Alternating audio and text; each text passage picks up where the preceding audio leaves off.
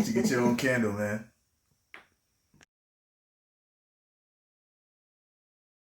Welcome back to another episode of Black Screen Finance. My name is Ralph. My name is Nikas, and this week's episode is sponsored by Natural Annie, a Black-owned business that's making a change within our community. Now, this is one of my personal favorites, is the Mandarin and Chili Pepper line. Now, there's three major things that we love about Natural Annie. Now, the first one is that everything is natural, obviously. Natural, yeah. So nothing is harmful to the environment, which is huge, especially nowadays. Number two, it's a family operation. They all get together in the lab and hand make everything. They pour it in, they put the wicks in, they ship everything out. If you go on their Instagram, you can actually see the whole process. Yep. It's fun. They make jokes, have a good time. We love that. And third, she's actually making a change within her community. Yeah, so as you can see, this is the Be The Change brand. You know, so for every purchase that's made, she actually donate a percentage to local charity and local organization in our community. So we wanted to be a part of that. We wanted to support that. You know, so on the screen, you'll see a code, Blacc20, BLACC 20. You can go over to her page, you can make a purchase, and a percentage of that will go within the community and help out. Yeah, and just so that you're aware, in June alone, she was able to make a donation of $6,000 based on the sales that she made on this specific candle, the Be The Change candle. So if you want to be a part of that, please do us a favor again. Go on the website, make the purchase. BLACC is the code 20. Don't forget the 20 at the end, and support the cause and support the movement. And let's get that going forward. All right. So we've been getting a lot of emails, a lot of DMs, you know, of individuals asking us, you know, to cover more stuff around investment, you know, what are we doing to be making the type of money we're making, you know, in the stock market and, you know, things around options, you know. So we've decided to, you know, go in and start creating more content around the subject. We did it on purpose because we wanted to create a financial road plan, right? So we want to show individuals how to budget. We wanted to show individuals how to save. We want to show individuals how to balance their credit and their debit before entering into the investment piece. And that's just to make sure that, you know, everyone has their rainy day funds, you know, just in case something might happen. Because at the end of the day, in the stock market, it's volatile. You lose and you win, you know, but the goal is always to do what? Win more than you lose. You know, so and then it's a lot of emotions that plays, you know, when you're investing. Sometimes you see your hardworking money is depleting from your account, and you make an impulse trade where you exit, and then right after you exit, goes right back up, you know. So you have to make sure that you do studies, you know, to kind of understand the behaviors and the patterns of these stocks, you know, and how they react to certain news and so forth and so forth. And those will put you in a better position where you understand you make better quality trades, you know. So those are some of the things that we'll cover, you know, but at the same time, we just want to go over the basics, you know, what are stocks and what are options for you guys today. Yeah, so I mean, I'll start with stocks. So for me, for the example that I'm going to use my favorite company, the company whose products I own is Apple. So as an example, right, I have the watch, I have the phone, I have the TV, I have the iPad, I have everything, right? So because I love the company so much and I believe in them and I know that they're going to continue to innovate and move and push forward with technology, I'm going to invest in them, right? So that's the only emotion that I try to use when it comes to investing, right? If I love something, I try to go ahead and support it by putting my money to work on that stock. Right now, to kind of backtrack a little bit, what is a stock? So a stock is basically a company's opening up to the public, allowing you to have ownership of said company, right? So there's hundreds of millions of stocks out there, depending on what kind of company it is, and you could then buy some of those stocks, right? So you basically buying a share in that company is giving you a piece of the ownership in that as well. So the thing that I really like about it is that you can own it for as long as the company's around. So if a company's around for 100 years and you're lucky enough to live that long and somebody gave you that, then you could go ahead and own those shares for that period of time. If the stock dips, then I tend to buy more because to me it makes sense. I try to lower my average cost, which essentially is the average amount of money that I paid for amount of stocks that I have. So I tend to do that. But if it goes back up, then obviously you reap those benefits, right? So there's no expiration date on there, which is what I like, because sometimes, especially like right now, for example, Apple has been down. So I got them not too long ago, but I had them a little while ago. And now basically what happened is that they've been down. I think it went down like $10, $15 since I've gotten them. So that obviously, if I look at it now from an emotional standpoint, I'm like, man, I'm losing money, you know? So, but what I do instead, again, I buy it instead, because I know that the company's going to go ahead and shoot over the price that I paid for initially, because I believe in them and I know exactly what they're all about. So I really love them because it gives you the opportunity to, if you took a little bit of a loss, as long as the company continues to perform well, then you could recoup some of that money back. So that's what stocks are. Yeah, and then, you know, with the stock too, just think of it, it's an asset. Yeah. Right. So you think of an house, you buy a house, and then over time you hope that house appreciate, and you hope to, you know, pay down and get equity in it. So it's the same thing as like a stock. So that's a physical, you know, asset, you know, where the stock is an intangible asset. It's not something that you can physically see, but something that you can own as well. You know, in the same breath, you have options, right? So option is the right, but not the obligation to buy or sell an underlying asset. You know, so you have two types. Right, so we have calls and we have puts. So a call option is pretty much just betting that the stock is going to go up, right? And then the put option is pretty much just betting that the stock is going to go down. So for instance, like Ralph was saying, you know, if you had a call option and Apple went down $10, you would be losing money, right? As opposed to if you did a put right now with Apple, you'll be gaining money, you know, even when the stocks goes down. But so those are some of the benefit where you have the ability where you can, you know, gain money on the stock going down, and you can gain money on the stock going up. A lot of people don't really leverage the put, but trust me, if you understand the stock, you can definitely make money both ways. Yeah, and that's one of the biggest advantages of, you know, trading options, is because the biggest thing is you make money regardless, whether it goes up or down. So as long as you choose the right way, then you could profit. With regular just buying stocks, you can only make money if the stock goes up. And then one of the key thing too with option is expiration date, right? You know, so when you purchase the right, or you know, you have the right but not the obligation to buy or sell these stocks, you have to always bear in mind that, you know, there's an expiration date. So you have the ability with it. These expiration dates are either 1 week, you know, 2 weeks, 3 weeks, a month, you know, a year, 2 years, which is like the furthest they will go out. You have that ability that you can retain those options. You want to make sure that you either exercise, or you want to make sure that you sell, you know, these options before it hit the expiration dates, because it might be worthless, you know. So that's something key that you have to bear in mind. Yeah. So what does it mean to exercise? Because, you know, I've had some people ask me, do I have to hold it out for the whole expiration or until the expiration date? Could I sell it before? I saw an option to exercise. Like, what does it mean to exercise an option? Yeah. So one of the things that you have to understand first is that each contract, so if you have one contract that represents 100 shares in a company, right? So what you're doing is, say for instance, I, you know, purchased the right to buy, you know, Apple at say $100, right? And then Apple goes up to 120. You know, if it goes up to 120, you know, before it expires, I have the ability where I can purchase Apple, you know, at the 114, right? And then now, you know, even though it's at 120, I make that $6 in between as profit. So that's when you exercise and you own the actual shares or the stock at that point, you know. But in most cases for us, we never exercise the option. You know, we always trade or pretty much just sell, you know, the option before even exercising it, if that, you know, explains that. Yeah, and one of the biggest misconceptions that I've seen from people that are just getting into it, I've had a couple of my friends, you know, not even know that they could actually sell it beforehand. You know what I mean? So they would wait all the way through the expiration date and then either have to sell it that day, or then obviously try to buy 100 of those shares if they do have that one contract. So keep in mind, one of our strategies is that once we see the profit, once we see it in there, whether I have the actual option for 2 days or I have it for 20 minutes, if the actual profit is good enough, then we take profit. We take it. You know, always take profits. Yeah, and then one of there's a couple, you know, things that hurt, you know, or even though, think of the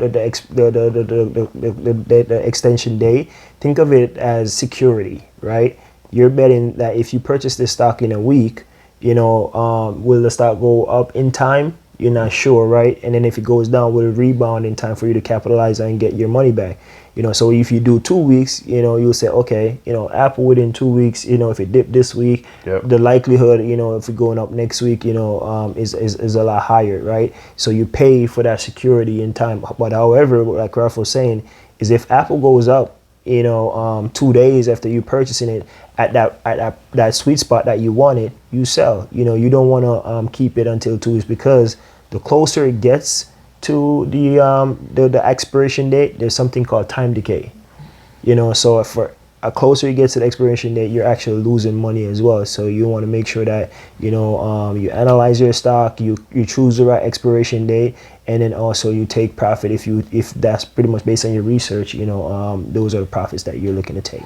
Yeah, and that's something that we learned, that I learned the hard way too early on, is take the profits when they're there, right? You have to have a certain number that you're comfortable with to say that, hey, listen, if I'm at 80% of in terms of when it comes to profit, like take that's huge, right? Instead of being greedy sometimes. Where I've seen it with myself personally, I've seen my profits get to a certain level and I'm like, yeah, it could go up a little bit more. You know what I mean? And then I give it another day or 2 days or whatever, and it does go up, but not let's say I'm at work and doing something, I get caught up with customers or whatever, and now the stock dips. Now it could go lower than the 80% that I just mentioned, so that means that I'm losing those profits, right? So and if you try to be perfect, I'll be the first to tell you that you're gambling. If you want to hit it at the right point or you're gambling at that point. Just trust your studies, and then once you trust your studies, just go in with a game plan.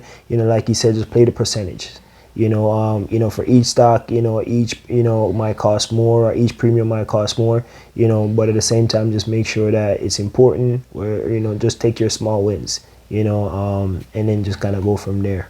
Yeah, and to kind of give us an example, in terms of what's one of your most prideful or one of your biggest wins when it comes to options. Oh, so just put it this way, I'll say I had my MDX for 8 months, and 20,000+ that I paid for it, and off one Zoom, I purchased 3 Zoom contracts. Are we giving a number?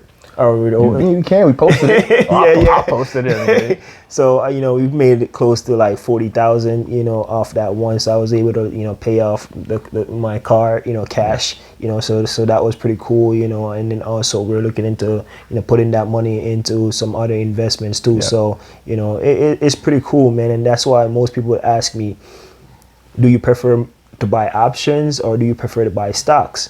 I'll be the first to say, hey, you can do both, right? But if you gave me just one, I'm sticking with options. And the reason for that is because it allow your to grow exponentially in a short period of time. Right. Like I just said, that's in a day, right? And if say for instance, Zoom went up $100 and you had like say 10 shares, it wouldn't be nowhere close to the type of money that we had. You know what I mean? So those are some of the things that I'll say is options is very risky too, because if it goes the wrong way, you lose a lot more money, and then also you're working against time to recuperate that money with stocks. If it drop, you could just let it sit there. You're working against the clock when you're on options, so it's always good to study a lot. It requires you to do more research. But if you're not doing that, you definitely will take some serious L's. But I'll say it's risky. But when you win, the ability to make a lot of money is definitely there. What about you? Yeah, so I mean, for me, is in terms of some of the biggest wins, and it was funny. We game planned that one together. So I also was able to get 3 contracts of that too. So I paid off my Jeep as well, which was great. Paid off a couple other things too, which was nice. So the ability to make money when it comes to options is huge. You just have to make sure that the premium that you pay to actually get into it is what you put up. So if you're comfortable with one, either making that, gaining and losing, you got to be comfortable either way, because depending on what happens in the market, you never know. So here's what we don't want to set a false expectation. What's the most you'd like to disclose that you've lost? In one shot, I'd probably say probably anywhere. I don't remember the exact number. Anywhere between 5 to 10. Yeah, you know what I'm saying. So think about that. You're losing $5,000 to $10,000 in a day, right? Yeah. You know, so you know that's a tough pill to swallow. You know, so Yeah. for us, obviously, like I said, the game plan is always to win. You know, more than you lose. Always. And then also the thing is one, greed. You know, and this is just speaking from experience, is greed, and then emotional. You know, sometimes I can't tell you how many times that I panic and sell, and then you know 5-10 minutes after selling, it corrects itself and it start going up. Yep. And then vice versa. I can't tell you how much time that you know I've decided that you don't want to get this amount because I haven't made any money yet. I hurry up and sell it, and then it just kept going up. So, you know, those are a couple of the things that I say is fear. You know, a lot of people just say, "But I'm scared." Yeah. You know, so what would you say to those people like, you know, I'm scared, you know, losing my money, you know, I don't know, like, what would you say to those individuals? I would say the reason why you're scared is probably because you didn't do the correct research, or you don't trust the research that you actually did. At that point, that means you're gambling, right? So if you're gambling, I remember there's plenty of times where I was playing roulette at the casino, and I'm hoping that number 18 or it drops on red or something pops up. Because at that point, again, like I have no research done. There's nothing for me to control. So, you know, this studying is a way to kind of control that a little bit, right? Yeah. Obviously, you don't really have control over it, but if you trust your studies and you kind of just make sure that you know everything that you can in terms of, you know, the money that you're putting into that stock or option, then it makes it a little easier for you to say, you know what, I believe in it because of X, Y, and Z. And based on what I've read and studied and researched, is that the stock is either going to go up or down, whichever way that you want it to go. Then you'll be more at ease. So even if you do see it dip a little bit, you could be comfortable in yourself to say, you know what, based on what I know, it's going to go back up. Let it do its thing. Don't jump out because, again, you'll be comfortable in your studies. So. And then just to follow that up, most people fear what they don't know. Yeah. Right? And then so for you, if you don't know, in this day and age, like how did you learn about stock and options? YouTube.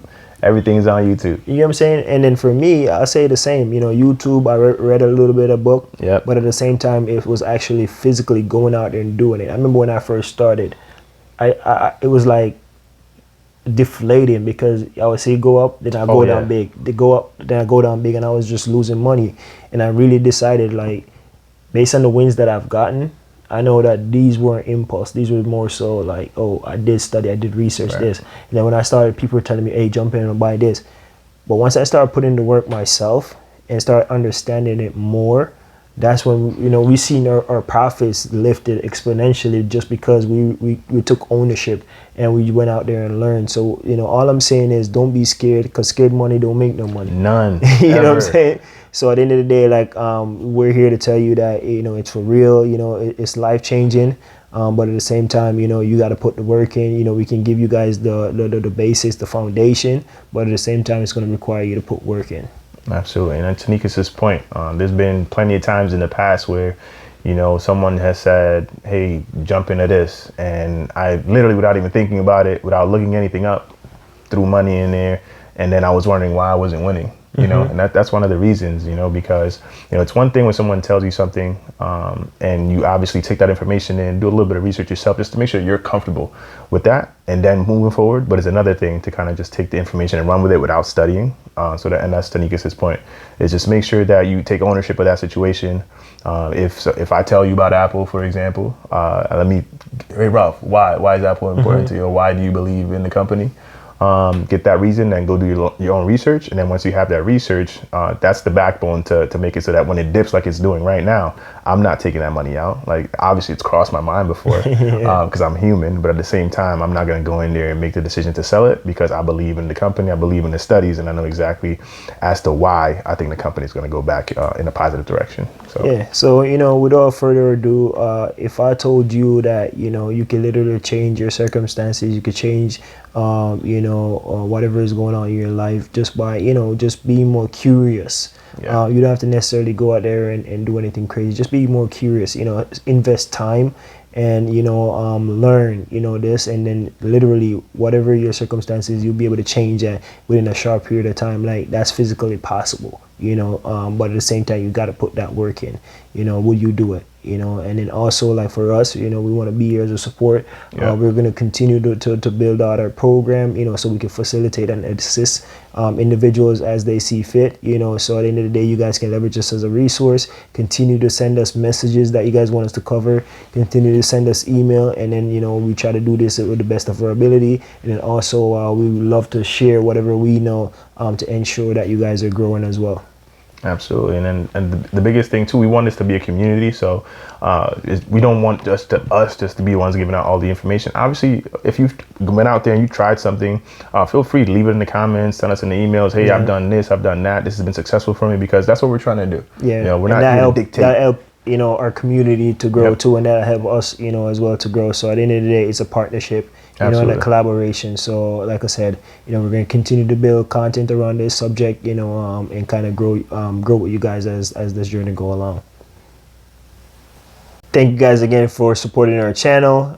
Again, you know, go over and support, you know, the Be the Change Candle on Naturals Annie's website. You guys can also follow on her Instagram. Yeah, use the Blacc 20 code, BLACC 20, to get a 20% discount. It's valid, I believe, through October 1st. So make sure you get as many as you can and share it with all of your friends. Now, last thing I'm going to ask, I ask this all the time, so you know I'm going to ask. Like, share, and smash the subscribe button. Please let everybody know and help us grow the community. All right. Thank you, guys.